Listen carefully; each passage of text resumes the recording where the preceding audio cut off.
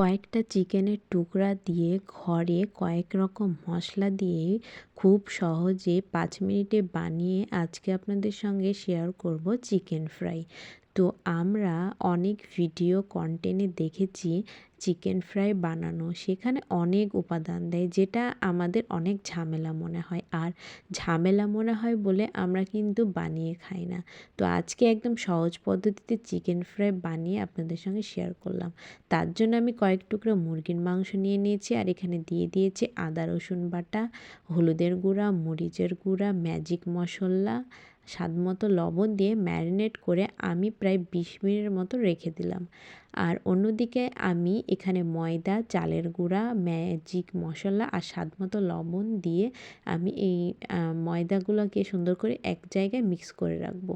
আর অন্য পাত্রে আমি একটা ডিম নিব, আর একটু পানি দিয়ে আমি সুন্দর করে আরেকটা ব্যাটার তৈরি করে রেখে দেব। তো আমার প্রায় সব কাজই কমপ্লিট, আর অন্যদিকে আমার ম্যারিনেট করা চিকেনগুলো প্রায় 20 মিনিটের মতো হয়ে গেছিলো। তো এই তো আমার ম্যারিনেট করা শেষ, তো আর রাখবো না। তো প্রথমে চিকেনটাকে নিয়ে নেব, আর প্রথমে আমি ময়দাতে কোট করে নেব, তারপরে এই তো গুলে রাখা ডিমে কোট করে নেব। ডিমে কোট করে আবারও আমি ময়দাতে কোট করে নেব। এভাবে চাইলে আপনারা 3 থেকে 4 বারও কোট করে নিতে পারেন। যত কোট করবেন তত এই চিকেনটা পিসটা বড় হবে, আর অনেকগুলো লেয়ারে পরিণত হবে।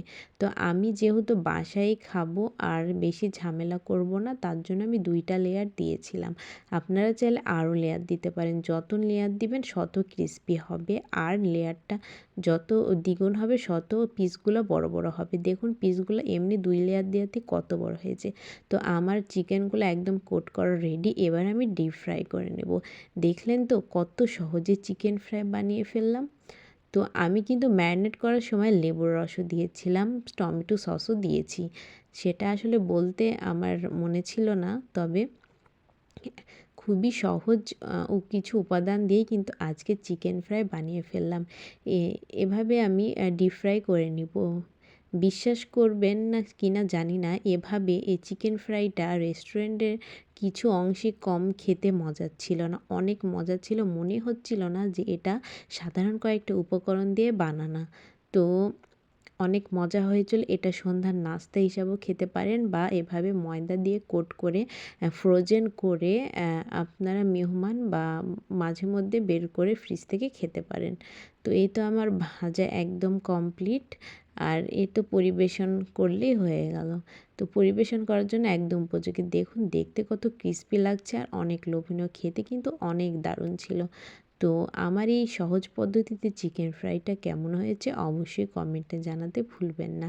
আর একবার হলো এভাবে বানিয়ে খাবেন, অনেক মজা খেতে। মনেই হবে না যে বাড়িতে বানিয়ে খেয়েছি। তো সবাই ভালো থাকবেন। আল্লাহ হাফেজ।